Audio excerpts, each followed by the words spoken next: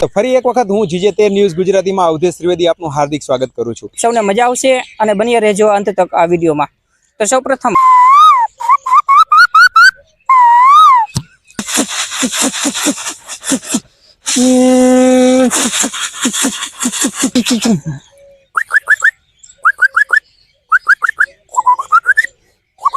છે એનું નામ પણ છે નરેશ આડેસરા।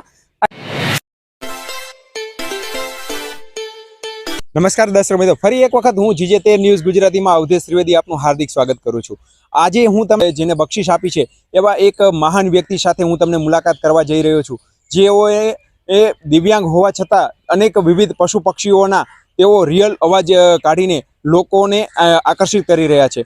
ખાસ કરીને આ દિવ્યાંગ જે છે એ અનેક પ્રકારના વિવિધ અવાજોની સાથે અનેક પ્રકારના ઇન્સ્ટ્રુમેન્ટ જે આ જમાનામાં ખૂબ જ પ્રચલિત હોય છે એ તમામ પ્રકારના ઇન્સ્ટ્રુમેન્ટો લોકચાહના મેળવી છે।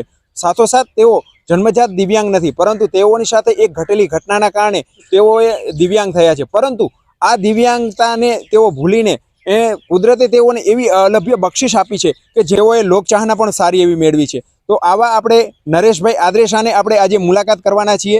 નરેશભાઈ આદરેસા મૂળ ક્યાંના છે, તેઓને કુદરતી બક્ષિસ કેટલા સમયથી તેઓની પાસે છે, એવી ઘટના ઘટી કે તેઓને દિવ્યાંગપણું તેઓને ભોગવવું પડ્યું। આ દિવ્યાંગપણું ભોગવવા છતાં તેઓ હિંમત હાર્યા નથી અને અનેક આવા આપણા સમાજમાં તેઓ ટક્કર લઈ રહ્યા છે।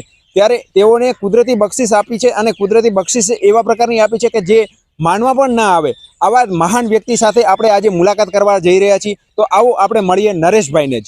તે કેટલા સમયથી જે કુદરતી બક્ષિસ છે તે કેવા પ્રકારની એમને કુદરતે બક્ષિસ આપી છે, આ તમામ સવાલોનો જવાબ આપણે એમની પાસેથી મેળવીશું। પહેલા અમારા દર્શક મિત્રોને એ પણ જણાવો કે આપ ક્યાંના છો અને આપનો પ્રાથમિક પરિચય પહેલા આપો। સૌપ્રથમ તો GJ ન્યૂઝ ચેનલ ગુજરાતી આ માધ્યમથી હું જોડાયેલમાં મારા જે રિવ્યૂ લેવાની, તો એમનો હું પહેલાં ઉપકાર માનું છું। અને સૌપ્રથમ તો આપ તમામ દર્શક મિત્રો અને સદસ્યો એને હું જણાવી દઉં કે આવી જે લોક ચેનલ હોય, ન્યૂઝ ચેનલ હોય લોકલ, તો એને આપ સબસ્ક્રાઈબ કરજો અને આગળ શેર કરજો, કારણ કે આમાંથી જે અમુક એવી માહિતીઓ મળે છે ને એ રિજનલ ચેનલોમાંથી નથી મળતી હોતી। તો મને જે એક લાવો મળ્યો છે આમના આ જે માધ્યમથી, તો એમનો હું પણ ઉપકાર માનું છું। તો સૌપ્રથમ તો પહેલાં મારો જીવન પરિચય જણાવી દઈશ। તો મારું નામ નરેશ કુમાર સૌજીભાઈ સરનેમ આડેસરા છે અને હું મોરબી જિલ્લાના હળવદ તાલુકાના નાના એવા ગામડા એટલે કે માનગઢ ગામમાંથી આવું છું। અને હું એક સંપૂર્ણ રીતે પ્રજ્ઞાચક્ષુ વિદ્યાર્થી છું।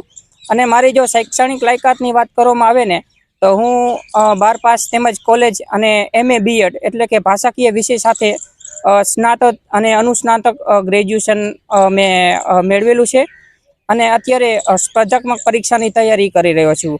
અને સાથે સાથે જે દિવ્યાંગોના ગ્રુપ ચલાવી રહ્યો છું, જેમ કે મોરબી જિલ્લાના આવતા તમામ દિવ્યાંગો, સુરેન્દ્રનગર જિલ્લામાં આવતા એવા અમુક જિલ્લામાં જે ગ્રુપ મારા ક્રિએટ થયેલા છે, તો એમાં આવતા દિવ્યાંગોને કોઈ પણ માહિતીની કાંઈ જરૂર હોય, જેમ કે સ્કોલરશિપ બાબતની હોય કે પછી કાંઈ યોજનાની માહિતી હોય, તો એમની માહિતી હું પ્રોવાઈડ કરતો હોઉં છું। અને અમારે જે આગળ મારે આવવાનું કારણ એક મેન છે ટેકનોલોજી, એનો પણ ખૂબ ખૂબ આભાર માનું છું, કારણ કે ટેકનોલોજી એટલે કે જે મોબાઈલની અંદર એક એક્સેસિબિલિટી ટોકબેક મેન્યુ આવે, જે સંપૂર્ણ રીતે દિવ્યાંગ લોકો હોય એના માટેનું છે ઓપ્શન એના માધ્યમથી હું સોશિયલ મીડિયામાં ક્રિએટિવિટી થઈ ગયું છું। અને મારી યુટ્યુબ તેમજ ઇન્સ્ટા, ફેસબુક પેજ અને ફેસબુક ચેનલ હું આ બધું જ વાપરું છું। અને મને જે કંઈક કુદરતી રીતે અલગ કંઈક અનોખી બક્ષિસ મળેલી છે એ આપના જે માધ્યમથી હું જોડાયું છું। તો હું આમના થોડોક મારા રિવ્યૂ આપું, મારા મંતવ્ય જણાવું। જી નરેશભાઈ, અમારા દર્શક મિત્રોને આપનો જે પારિવારિક જે નાતો છે કે આપના પરિવારમાં કોણ કોણ મેમ્બરો છે, પરિવારના સભ્યો શું શું કરી રહ્યા છે, એ જરા જણાવશો? જી ચોક્કસથી જણાવી દઉં તો મારો એક પરિવાર છે, મા બાપ તેમજ હું મોટો છું અને અહીંથી નાનો એક મારો ભાઈ છે અને 2 નાના બહેન છે। હું એક કહી શકાય ને કે સામાન્ય વર્ગમાંથી આવું છું, એટલે કે મજૂરી ફિલ્ડમાંથી આવું છું।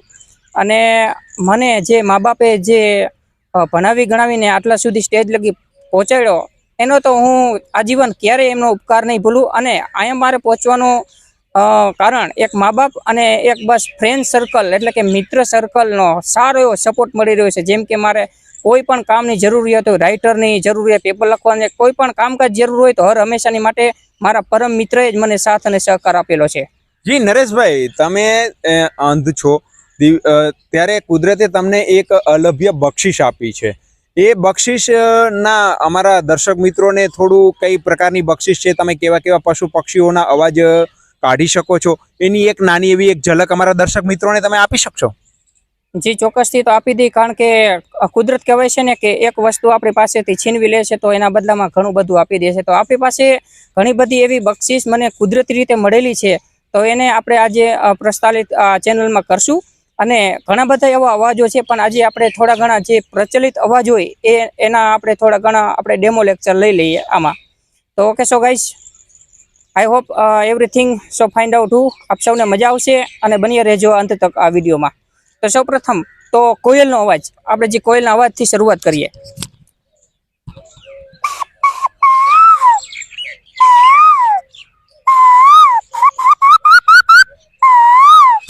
પછી પક્ષીઓમાં વાત કરવામાં આવે તો હોલાનો અવાજ.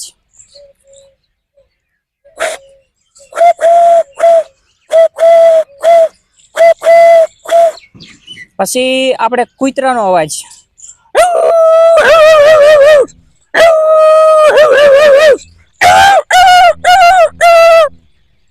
પછી સુવર એટલે કે ભૂંડનો અવાજ. પછી થોડાક આપણે મ્યુઝિક ઇન્સ્ટ્રુમેન્ટના અવાજ લઈ લઈએ. તો આપણે સૌપ્રથમ તો પેડનો અવાજ કાઢીએ.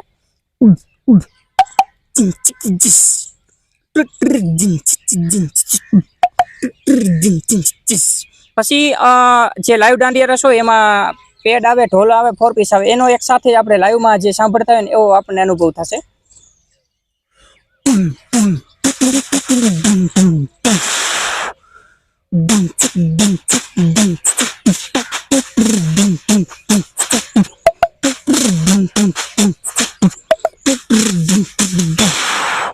પછી આપણે ડીજે બ્રાઝિલ મ્યુઝિક જે ઇન્ડિયાની અંદર બહુ પોપ્યુલર હતું, આઈ થિંક 2012 ની અંદર, તો એનો અવાજ આપણે સંભળાવીએ.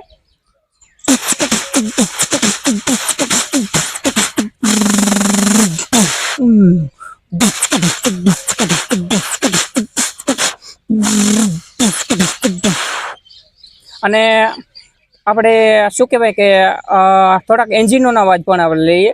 તો સૌપ્રથમ તો રિક્ષાનો અવાજ, જે ઓટો રિક્ષા હોય એનો.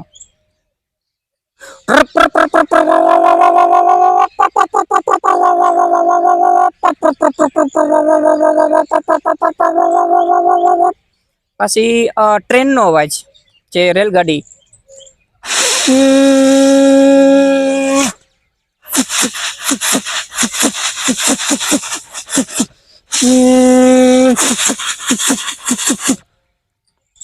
પછી આપણે જે ગાડી આવે, જે ગાડીને આપણે રિવર્સ લઈએ ત્યારે એનો અવાજ કેવો આવો, તો એ તો આપણે એનો અવાજ સાંભળીએ.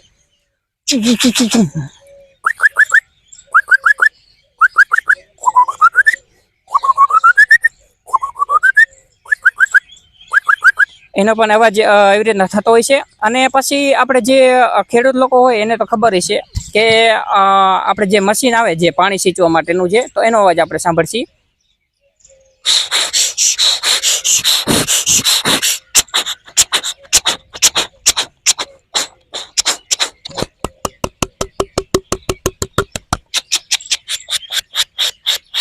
તો ઘણા બધા એવા અવાજો છે, અને હું એક કહી શકાય ને કે યુટ્યુબ તેમજ સોશિયલ મીડિયામાં, ફેસબુક, એના માધ્યમથી આવો મનોરંજન પબ્લિકને, જનતાને કરાવી રહ્યો છું. જી નરેશભાઈ, અમે સાંભળ્યું છે કે તમે જન્મજાત રીતે અંધ નથી, તો તમારી સાથે એવી કઈ ઘટના ઘટી ગઈ કે જેના કારણે તમારે તમારી આંખો ગુમાવવી પડી? તો સૌપ્રથમ તો કહી શકાય ને કે પ્રાથમિક શાળામાં ભણવા અભ્યાસ કરવા બેઠો પહેલા ધોરણથી, ત્યારે તો હું નોર્મલ વ્યક્તિ હતો. પછી 1 થી 5 ધોરણ લગી ભણ્યો, પછી કમ્પ્લીટ હતું. પછી 6, 7મા ધોરણમાં ભણ્યો ત્યારે તાવ આવ્યો. પછી તાવ આવ્યો, એમાં પેરાલિસિસનો એટેક આવ્યો. પેરાલિસિસનો એટેક આવવાના કારણેથી મારી જે સ્નાયુ હતી આંખોની, એ ધીરે ધીરે સુકાવા લાગી. અને ઘણી બધી હોસ્પિટલમાં ટ્રીટમેન્ટ કરાયું, ઘણી બધી એવી સારવાર લીધી, દવાઈઓ લીધી. કમનસીબે મારે કદાચ ભગવાને દ્રષ્ટિ છીનવી લીધી, પણ કદાચ એના સંદર્ભમાં કંઈક વિચારેલું હોય છે. હું એવું માની અને આ જિંદગી મસ્ત જીવી રહ્યો છું. પણ જે તાવથી મને આ જે એક ઇસ્યુ બનેલો છે પેરાલિસિસના એટેકના કારણેથી, કે હર હંમેશાની માટે સાથ આપતા હોય તો મા બાપ જ સાથ આપતા હોય છે અંત સુધી. તો મારા ભાઈ જે છે એ એક શું કે મારા જે બાજુમાં ટીકર ગામ આવેલું છે તેમાં ઇન્ડસ્ટ્રીની અંદર એ ઓપરેટર તરીકે કામ કરે છે. અને નાની બે બહેનો છે તો તેઓ આપણે જે ઘરે આપણે જે ખેતીવાડીનું જે કામ રાખેલું હોય તો એમાં કરતા હોય છે, અને મા બાપ પણ ખેતીવાડી ઉદ્યોગ સાથે જોડાયેલા છે. જી, અમે સાંભળ્યું છે કે તમે પણ સોશિયલ મીડિયામાં ખૂબ જ એક્ટિવ છો. તો કયા કયા સોશિયલ મીડિયામાં એક્ટિવ છો, જેથી કરીને અમારા દર્શક મિત્રો આપના સોશિયલ મીડિયાના પ્લેટફોર્મ ઉપરથી આપનો વધુ પરિચય મેળવી શકે, એના માટે અમારા દર્શક મિત્રોને જરા માહિતી આપશો?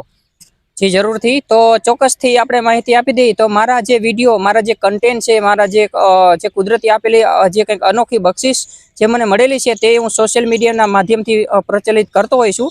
તો મારું જે એક ઇન્સ્ટાગ્રામ ચેનલ છે એની અંદર નામ છે નરેશ આડેસરા અથવા મિમિક્રી આર્ટિસ્ટ, જે હેડિંગ લાઇન છે.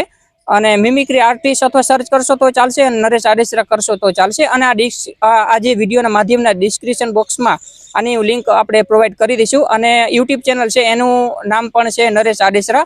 અને એક મોજીલા દિવ્યાંગ ઓફિશિયલ છે, એમાં હું સ્પેશિયલ દિવ્યાંગો લોકો હોય એમાં કંઈક પડેલી બક્ષિસ જે આગળ આવતા હોય એ લોકો દિવ્યાંગો એમાં પણ કળા હોય એનું પણ હું એક સોશિયલ મીડિયા નાનું એવું પ્લેટફોર્મ ચલાવું છું. તો એનું ચેનલનું નામ છે મોજીલા દિવ્યાંગ ઓફિશિયલ.